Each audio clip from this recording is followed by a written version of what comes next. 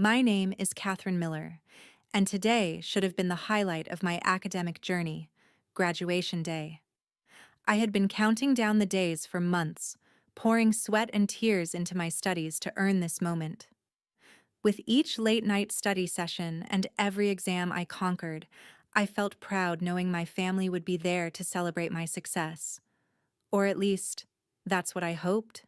As I put on my graduation gown, a rush of excitement flowed through me. I had double-checked everything: my cap, my regalia, and the carefully crafted speech I was going to tell the world. It was the culmination of 8 long years, and I was ready to show everyone my hard work. But as I glanced at my phone, a familiar unease crept in. I had sent countless reminders about today, but in return, all I received were ghostly silence and vague texts hinting at events and distractions that could easily overshadow my big day. It didn't help that Ryan, my younger brother, was throwing a backyard barbecue for his friends today, complete with music, good food, and laughter. The kind of scene I had long imagined would be mine. The thought of my family choosing a party for him over my graduation left a pit in my stomach. I needed them there.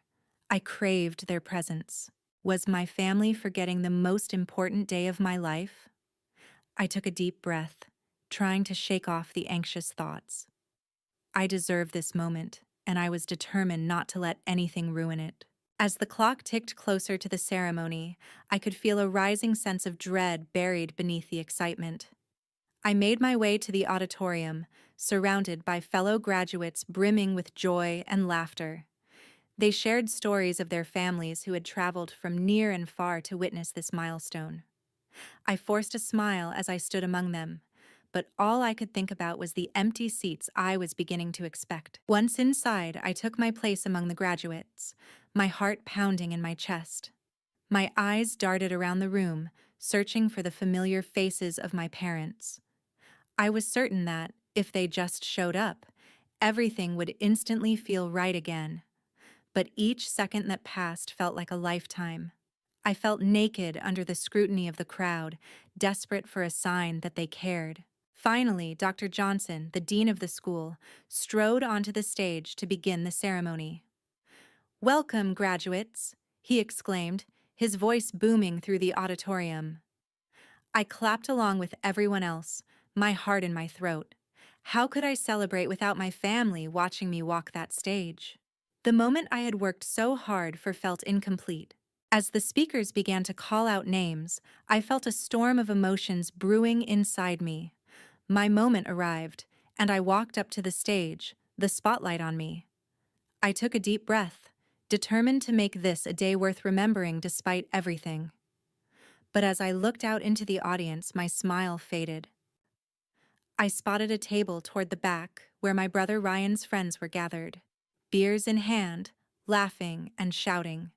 I blinked back tears as I imagined my family mingling with them instead of supporting me. The realization hit hard. My parents, and especially my mother, had chosen a barbecue over seeing their daughter reach her dreams.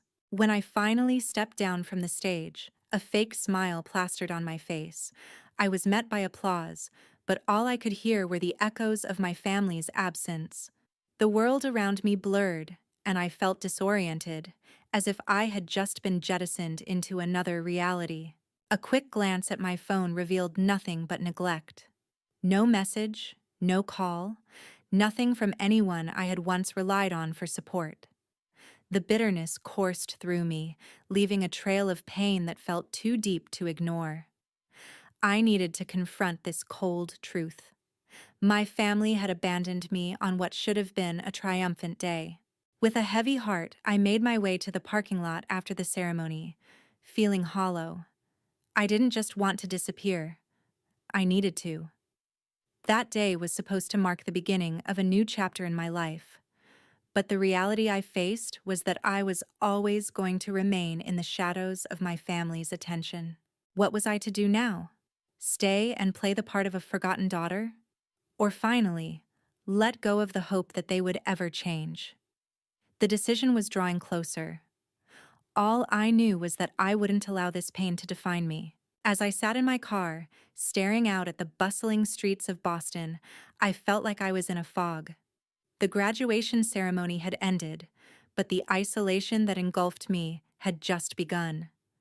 I gripped the steering wheel tightly, willing myself to breathe.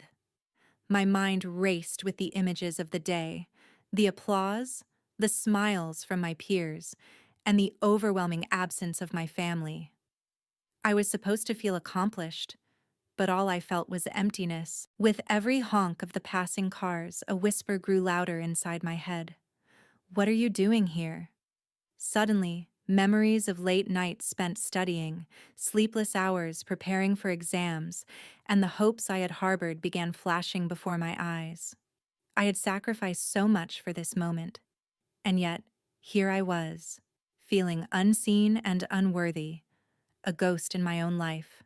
In that moment of clarity, I realized something. My family had chosen to ignore the significance of my achievements, and I was done allowing their indifference to dictate my worth. I couldn't bear the thought of wallowing in a place that felt more like a cage than a home. I needed to break free, to sever the ties that bound me to a past that didn't acknowledge my existence. With my heart pounding and my mind made up, I grabbed my phone and began scrolling through my contacts. I stopped at Emma Torres's name. She had been a beacon of support throughout my time at university, always encouraging, always believing in me. She was the only voice that resonated with understanding. I shot her a quick message. "I'm leaving. I need to start fresh. Can you help me?" Before I knew it, my decision was solidified. I was heading west, away from Boston and the memories that haunted me.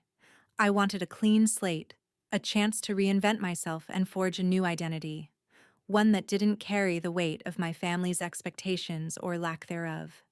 And for the first time in what felt like an eternity, I felt a spark of hope.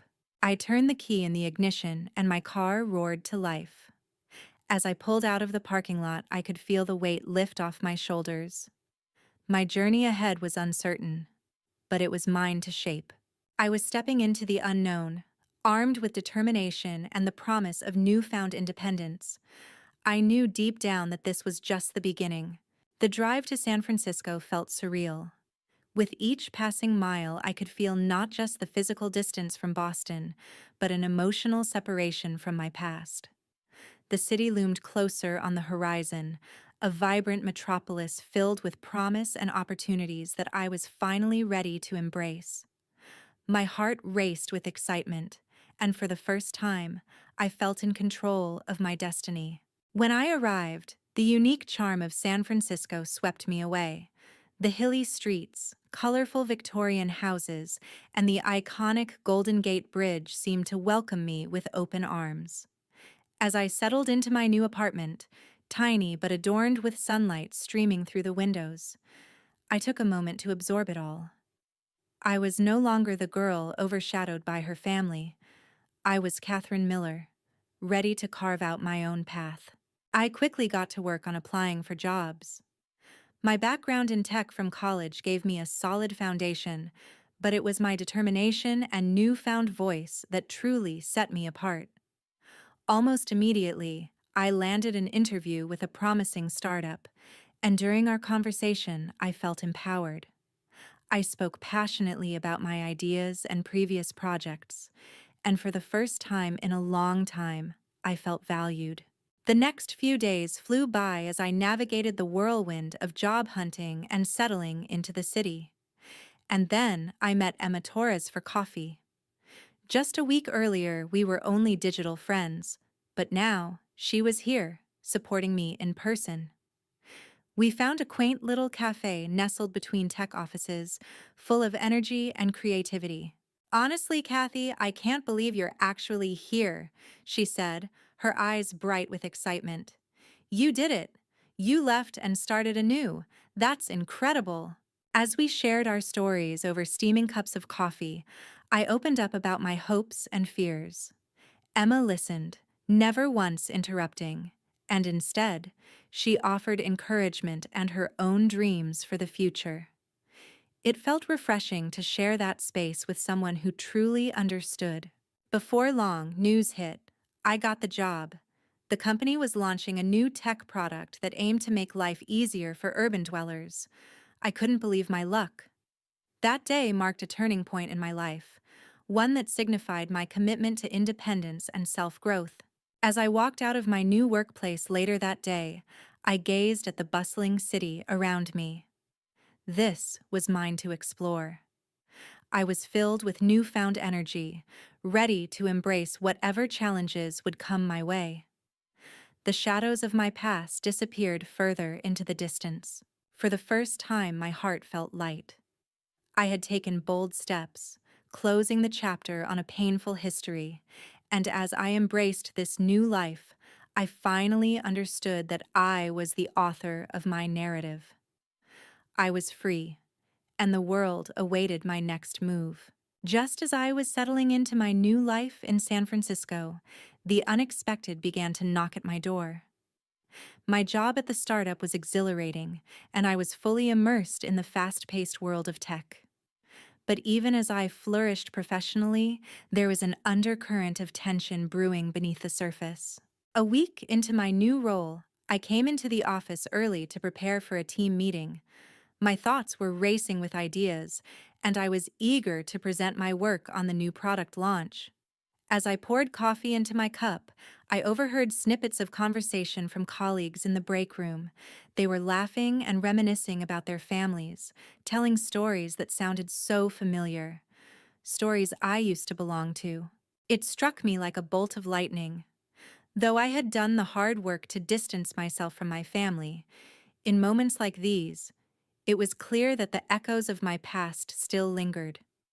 I thought about my graduation day and the emotional void left by their absence. I had planned to leave everything behind, but the weight of that unresolved pain was still clinging to me. Later that day, as I sat in the meeting room, I realized that I was becoming part of a new family at work, but vulnerability still loomed overhead. Listening to my boss, Tony, and my coworker, David, banter about family gatherings brought my old wounds back to the surface. As the meeting progressed, I tried to focus on the tasks at hand, contributing to discussions about user experience and design specifications. But I felt a nagging thought push into my mind. What would my family think of me now? Were they even aware of my new success? It was frustrating, realizing that despite my best efforts, I was still entangled by their memory. After a particularly intense day, as I walked home through the vibrant streets filled with the delightful chaos of city life, I turned my thoughts towards Emma. She had been my solid anchor, always encouraging me to push through the tough times. I decided to call her, hoping to gain some clarity and strength. "Hey, Kathy, how's everything going?" Emma said, her voice lighting up the line. "It's been good, but..." I hesitated. I keep having these moments where I flash back to my family, and it just hits hard. I thought I was moving on, but I still feel this pull. "It's completely normal," she assured me. "Starting fresh doesn't erase the past. It's about learning how to let it shape you while you build a new narrative." Her words resonated with me, and for the first time, I felt understood. I needed to confront these feelings, not shy away from them. Acknowledging my past was part of truly moving forward. As I ended the call, I felt somewhat liberated. I realized my past experiences had made me who I was now, giving me strength and wisdom. I didn't need to forget or erase. I just had to accept. The next morning, with renewed determination, I approached the day ready to take on both challenges and shadows alike. I was ready to honor my past while stepping confidently into my future. Nothing would hold me back. I was ready to earn my place in my new world. A few weeks flew by as my footing in San Francisco grew steadier. I had developed a solid routine at work, forged friendships with Emma, and was making strides towards my goals. Still, a nagging feeling lingered, a sense that perhaps I was evading an important part of my journey, the unresolved pain with my family. Then came the news that prompted me to confront that pain head-on. My grandmother, the one person in my family who always saw me, had passed away. The funeral was scheduled in Boston, and despite all my efforts to distance myself from my past, the gravity of that moment pulled me back into its orbit. As the day approached, I found myself in a whirlpool of emotions. My heart ached with sadness for the loss, but it also fluttered with anxiety about facing the family I had tried so hard to escape. Part of me wanted to attend the funeral, to share my grief with others. The other part was terrified of being reminded of the hurtful moments that led me to leave in the first place. On the day of the funeral, I stood in front of the mirror in my modest San Francisco apartment, running my fingers over the fabric of my black dress. This wasn't just any family gathering, it was the first time I'd returned to the place where I once felt so invisible. The thought made my stomach churn. Would they even recognize me as the person I'd become? As I arrived in Boston, the familiar sights tugged at my heartstrings. The old family home stood there just as I had left it, sturdy and unchanged, while I felt like a completely different person. My breath caught in my throat as I stepped inside. The air was thick with nostalgia and unspoken tension. The funeral itself was brief, solemn, and filled with whispers of remembrance. I spotted my mom, Linda, across the room, exchanging pleasantries with relatives. A wave of anxiety swept over me. There she was, my mother, the woman who had never shown up when it mattered most. I couldn't help but wonder what she thought of the daughter she had neglected. After the service, the family gathered at the house for a small reception. I felt their eyes on me as I entered, judging, assessing. Ryan was there too, but I couldn't muster the courage to approach him.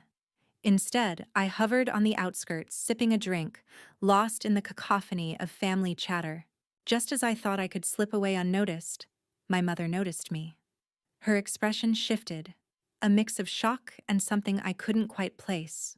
Relief, perhaps? "Kathy," she said, drawing closer. "You made it." I could sense the tension pulsing between us, but I busied myself with the room, focusing on what to say next. But then came the confrontation everyone had been avoiding. "Why didn't you come to your graduation?" The words spilled out before I could stop them. My voice was steady, but my heart raced. Was it really more important to celebrate Ryan's barbecue? The silence that followed was deafening. Conversations ceased, and eyes turned towards us.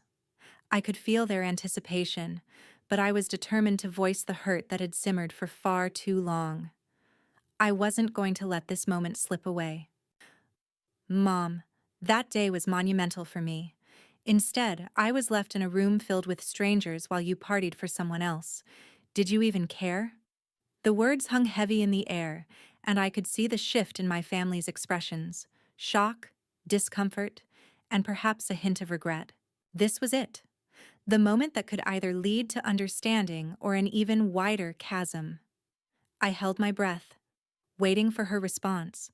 I was prepared for a fight, or maybe even worse, for her to dismiss my feelings entirely. What happened next could change everything. The silence hung thick in the air, and I could feel the weight of everyone's gaze. For a fleeting moment, I wondered if I had gone too far, but as I looked into my mother's eyes, I saw a mix of shock and fear. This was a confrontation I had always imagined, but now that it was happening, I felt a rush of adrenaline and determination. "Did you even care?" I repeated more softly now, my voice trembling slightly. "Not just about graduation, but about me? Did you ever think about what it felt like to be overlooked? To always be the one in the background, waiting for acknowledgement?" Linda's face twisted into a frown, a blend of confusion and defensiveness. "Kathy, No," I interrupted, my heart pounding. "This isn't about excuses. You can't just dismiss me or my feelings like you always have. I needed you. I still do. That day was supposed to be about me, and you chose to ignore it." I felt a fire igniting inside me, fueled by years of frustration and resentment. I had navigated my path to independence, only to find that my family was still a looming presence in my life. It was time to stop allowing their actions to dictate my emotions. The room was silent except for the soft shuffles of family shuffling around uneasily. I could see Ryan watching us, his expression a mixture of concern and contemplation. This moment wasn't just for me, it was for every silent scream I had swallowed over the years. I packed up my life and left for San Francisco because I couldn't bear the thought of living in your shadow anymore. And while I'm starting fresh, a part of me is still broken because I wanted my family to celebrate that journey with me. Tears pricked at the corners of my eyes, but I forced them back. I didn't want pity, I wanted understanding. But now I'm realizing that I can't keep holding onto the hope that things will change. You've shown me, time and time again, that you value others more than me. And it hurts. It's beyond painful. My mother opened her mouth, but no words came out. She looked around the room, as if searching for support from the other family members. Shouldn't she be the one comforting me? Finally, she found her voice. Kathy, I never meant to hurt you. I thought you were happy doing your own thing. I thought graduation would be just another day. Just another day? I exclaimed, the heat rising. For me, it was the culmination of years of hard work and sacrifice. But it's clear that I will never be enough for you. My achievements mean nothing if you can't even bother to remember when they are. At that moment, I realized I wouldn't find what I had once hoped for: reconciliation or even acknowledgement from my family. Instead, I was faced with the hard truth that I had to let go of this chapter for good. With a deep breath, I leaned back, resisting the urge to plead or argue further. I'm done fighting for your attention.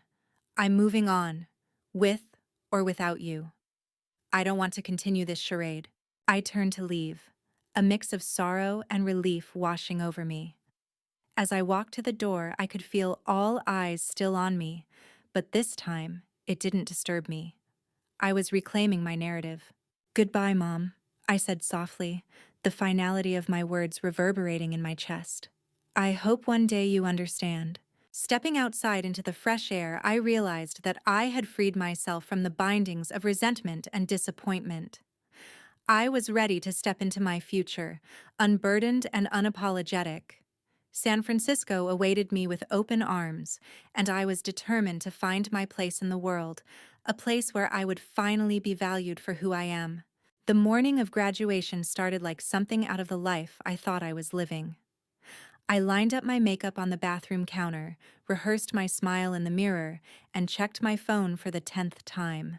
No new messages, just the last one from my mom the night before. We're so busy getting everything ready for today. Don't stress, okay? She'd added a smiling emoji and a little heart. She didn't say what everything was. She didn't ask how I felt. I filled in the rest of the sentence myself, getting everything ready for my big day. That was the only thing that made sense. Outside the venue, clusters of families formed around the steps, holding bouquets and handmade signs. I stood off to the side, clutching the edge of my gown, refreshing my messages again and again, like somehow the act of looking harder might make her appear. Nothing, I typed. Where are you guys sitting? Then hovered over the send button. I deleted it. I didn't want to sound needy. I told myself they were probably stuck in traffic. Maybe parking was a nightmare. Maybe they were already inside and just hadn't checked their phones. How do you admit to yourself that the people you love might simply have chosen not to come? Inside the auditorium, I scanned the rows of seats while the dean welcomed everyone. I tried to match every empty chair with a story that wasn't mine. Maybe they were in the restroom. Maybe they were late. But when the speeches dragged on and the seats where my family should have been stayed empty, denial started to taste like poison. Then my phone buzzed in my pocket. I palmed it under the folds of my gown and glanced down. A photo from my aunt's social media popped up on my lock screen, tagging my mom. My brother stood in the center of their backyard, a plastic "Congrats Grad" banner behind him. He wasn't graduating from anything. It was just a party. My mom stood beside him, laughing as she held up a plate stacked with food. The timestamp on the picture matched the exact moment I was supposed to walk across the stage. I stared at the screen until my name was called. Walking across that stage, the applause sounded distant, muffled by the roaring question in my head. If this isn't enough for her, what will ever be? I shook hands, forced a smile for the camera, and walked back to my seat holding a diploma that suddenly felt like a receipt for a deal that only I had honored. After the ceremony, the crowd spilled onto the lawn. Parents wrapped their arms around their kids, friends hugged, cried, posed for pictures. I stood alone at the edge of it all, clutching my diploma case like a shield. I called my mom. Straight to voicemail. I called again. This time, someone picked up, but all I heard was music and laughter. Huh?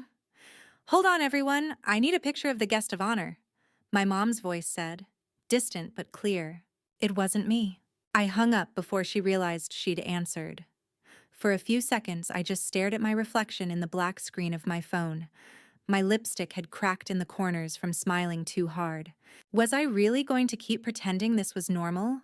That I was okay with being the backup child? The flexible one? The one who always understood?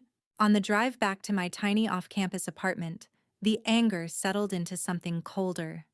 Clarity. If I stayed, I'd keep orbiting around people who barely noticed when I crossed milestones alone. If I left, at least the silence would be honest. By the time I parked, the plan had started forming. Not a dramatic movie-style escape, something sharper, more intentional. First, I opened the family group chat and scrolled through years of messages about Ryan's games, Ryan's promotions, Ryan's big opportunities, with my accomplishments squeezed into the gaps like afterthoughts. I hovered over the leave conversation button. Then I closed the app. Walking away had to mean more than just a thumb-pressing leave. It had to mean dismantling the version of myself they thought they owned. I pulled out my laptop and wrote a list. Close out the lease. Transfer savings. Apply to jobs far away, really far away. Find somewhere new to land. Remove them from everything. Emergency contacts, school records, medical forms. I stared at the list. A familiar name floated into my mind. Emma Torres. The one person who'd always treated my achievements like they actually mattered. The friend who had stayed up with me on video calls during finals week, who told me I was worth more than the scraps of attention I got at home. I messaged her. I'm serious this time. I'm done. I need a clean break. Is San Francisco still as far away as it sounds? Her reply came within a minute. Yes. And you have a couch here until you find something better. If you're really doing this, we'll make it work. I looked around my apartment. The stacks of textbooks, the cheap furniture, the photo frame on my desk holding the last picture of my family all together. My mom's smile in that photo suddenly looked fake, like it belonged to a stranger. That night, I packed what I could fit in my car, slid my key under my landlord's door with a short note, and stared at my phone one last time. There were still no messages from my mother asking how graduation had gone, so I sent her my own message. A single photo of me in my cap and gown, standing alone in the empty auditorium after everyone had left. No caption, no explanation. Just the truth she didn't bother to witness. Then I muted her number, placed the phone face down on the passenger seat, and turned the key in the ignition. Was I running away, or finally walking out of a role I was never meant to play? The miles blurred together as I drove west, my old life shrinking in the rearview mirror. Every state line I crossed felt like another invisible cord snapping, another tie to my mother loosening. By the time I reached San Francisco, exhaustion clung to me like a second skin, but underneath it was something new, relief. Emma met me in front of her apartment building, barefoot in mismatched socks, arms open wide. You actually did it, she said, pulling me into a hug that lasted a beat longer than casual. You really left. What was I supposed to do? I replied. Wait around for her to remember I exist? Emma didn't argue. She didn't try to defend my mother or remind me that family is everything. She just helped me carry my boxes up the narrow stairs and cleared a corner in her living room for my suitcase and folded clothes. The first week was a haze of logistics. I applied for jobs during the day, sent out my resume to every tech company that would take a chance on a fresh grad, and spent the evenings rewriting my life on paper. Emergency contact, Emma Torres. Next of kin, N.A. Permanent address, San Francisco, California. Every form that used to have my mother's name on it became a small ritual of erasure. My pen hovered over the boxes where I used to write Linda Miller, and I crossed them out with a kind of quiet satisfaction. If she wasn't going to show up when I needed her, she didn't get to be the person the hospital called if I ended up in a ditch. It took 3 weeks of interviews, rejections, and waiting, but eventually I got an offer from a mid-sized startup building tools for urban planning. It wasn't glamorous, but it was mine. When the recruiter called to say, "We'd like to bring you on board," I almost asked if she was sure she had the right person. At the office, introductions came with the same small talk. "Where are you from? What brought you here? Do you miss your family?" "I'm from Boston," I would answer. I needed a change. It was complicated back home. Most people nodded and let it go. A few pushed, but I'd perfected the art of the polite deflection. "How do you explain that your mother abandoned you on your graduation day without sounding like you're exaggerating?" At night, I sat on Emma's couch scrolling through my photos. I started deleting. First went the easy ones: blurry selfies, duplicate shots, random screenshots. Then I went after the images that hurt. My mom hugging Ryan at his birthday while I stood in the background. My mom cheering at his games. My mom smiling in the front row of his events, while my photos from award ceremonies were selfies in bathroom mirrors because no one was there to take them. One by one, I removed them from my phone, from my cloud, from my social media. I didn't rage delete, I curated. I left evidence of my life, my projects, my late-night coffee runs during finals, my new city. I erased her, not because I wanted to pretend she'd never existed, but because I refused to keep preserving a version of her that had never truly shown up for me. Sometimes I'd stop with my finger hovering over the delete button and ask myself, if I erase this, am I lying about what happened, or finally telling the truth about what mattered? I kept one photo, my grandmother and me, standing on her porch, her arm looped through mine. She was the only person who had ever looked at me like I was enough exactly as I was. I slid that photo into the corner of my mirror. San Francisco slowly became a life. A keycard that actually opened doors. Meetings where people listened when I spoke. Pizza nights with Emma and a few coworkers. Mornings where I woke up and didn't immediately check my phone to see if my mom remembered I existed. But even as I built that life, there was a quiet awareness humming in the background. I had disappeared from her world, but the part of me that wanted her to notice the empty space where I used to stand, that part was still very much alive. The email from the lawyer came on a Tuesday afternoon, halfway through a product sprint. The subject line was short and formal. Estate of Margaret Hayes, my grandmother's name. My stomach dropped. I hadn't spoken to her in months. I'd told myself I was protecting her from the fallout of my disappearing act. But deep down, I'd been afraid.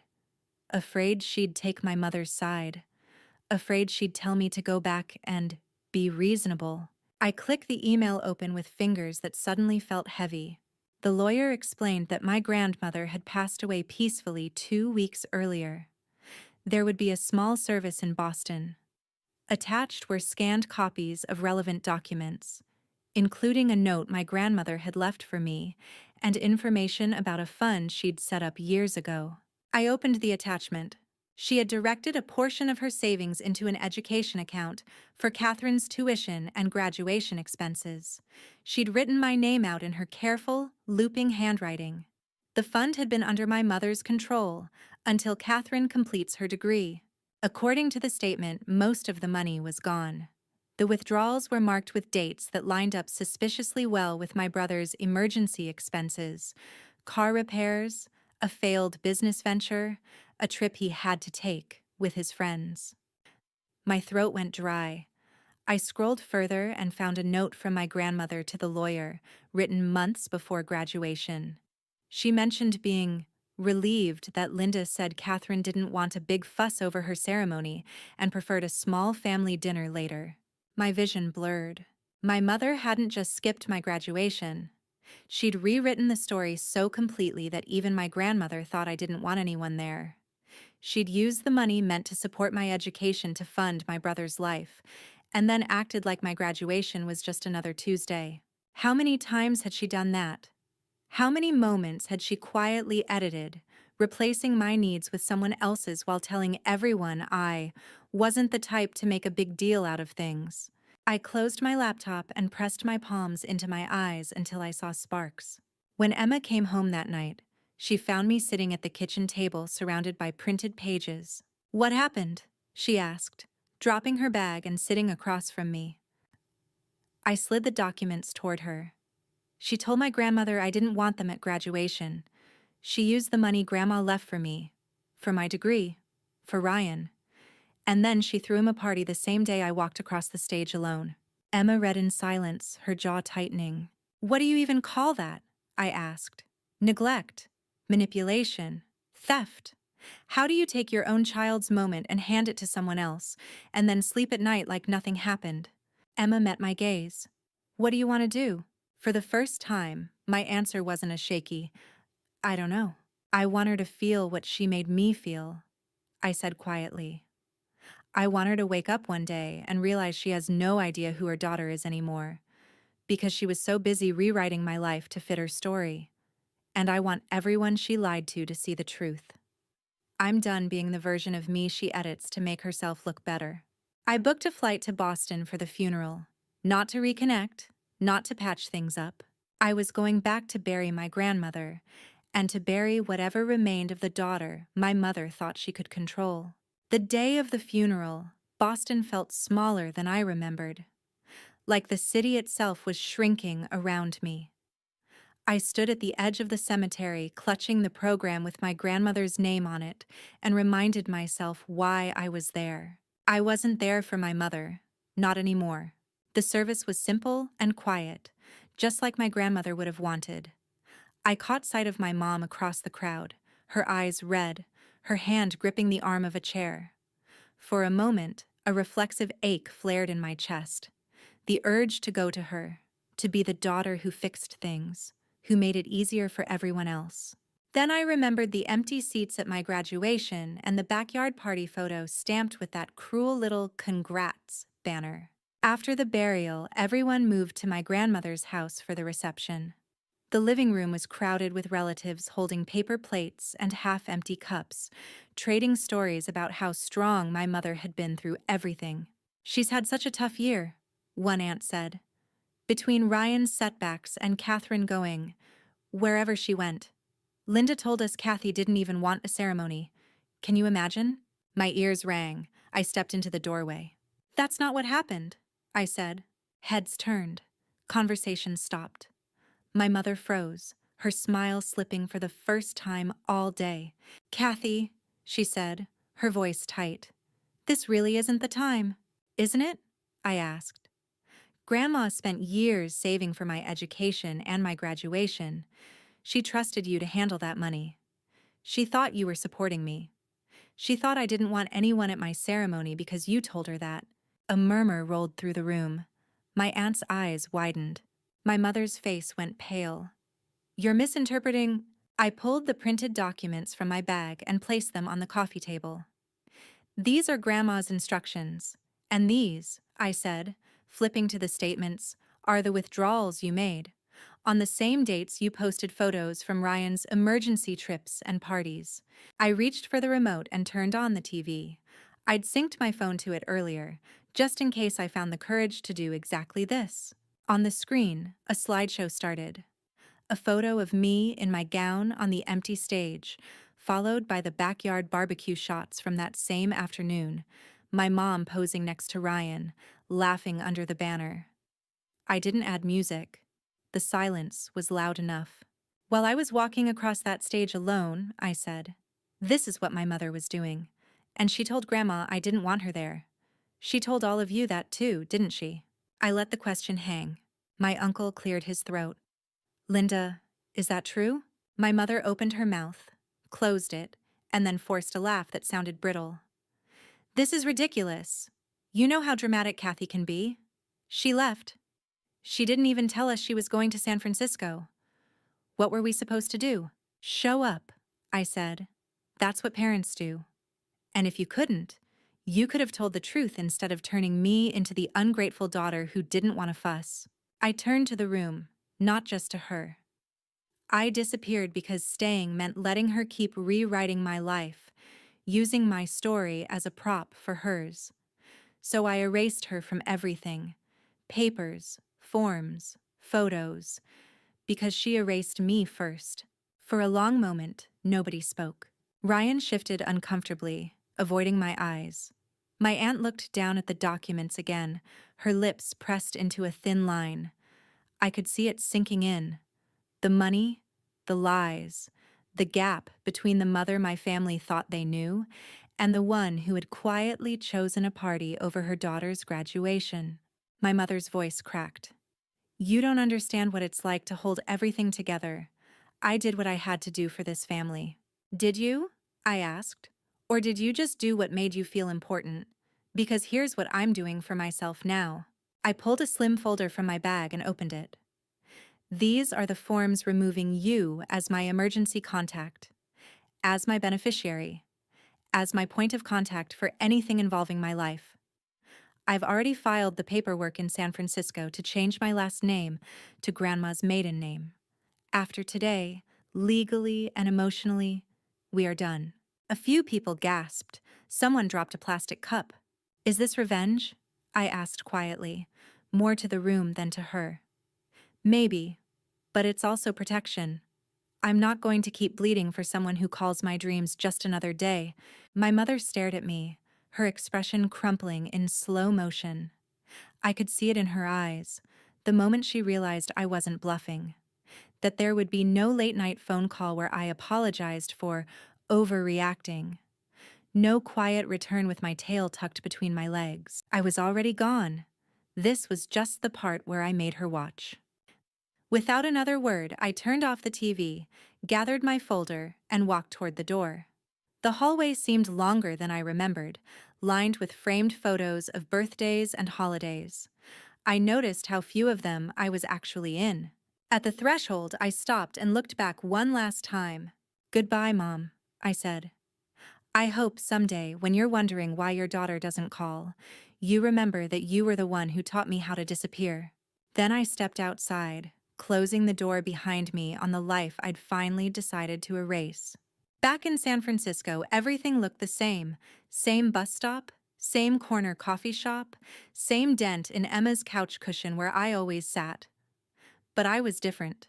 The funeral, the confrontation, the slideshow, it all replayed in my mind like a movie I'd finally reached the end of.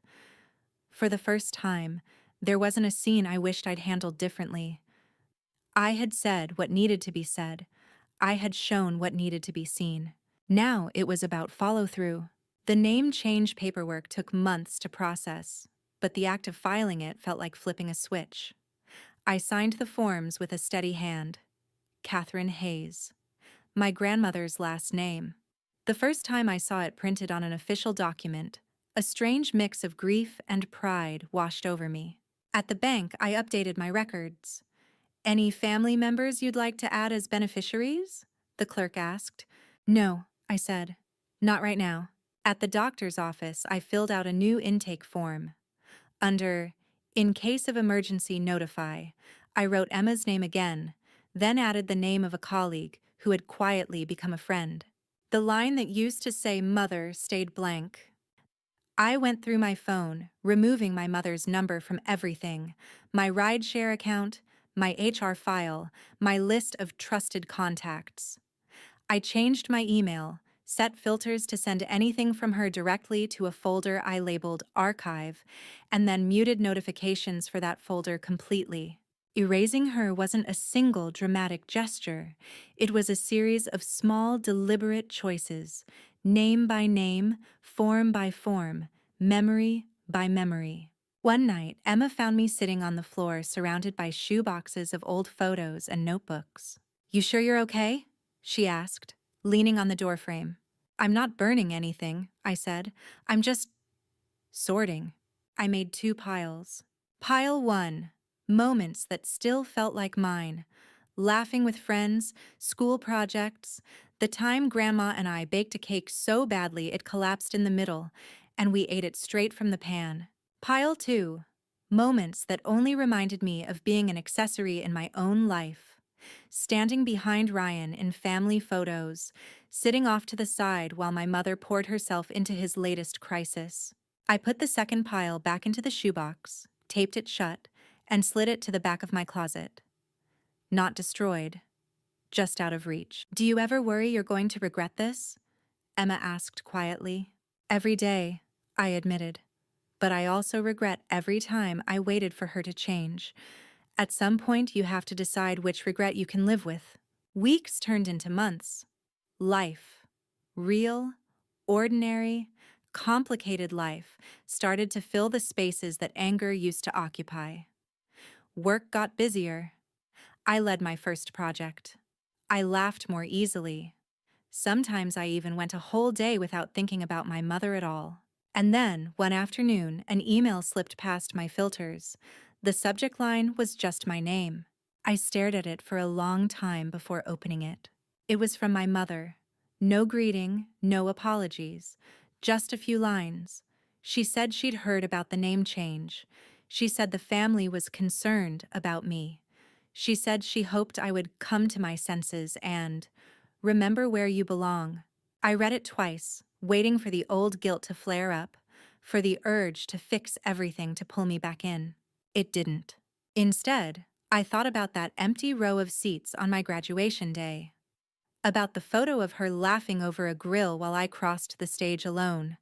About my grandmother's careful handwriting on those documents, and the trust my mother had treated like an ATM. I hit reply and typed one sentence. "I remember exactly where I belong, and it isn't where I'm treated like I don't exist." Then I deleted the draft instead of sending it. Some messages don't need to be delivered to be true.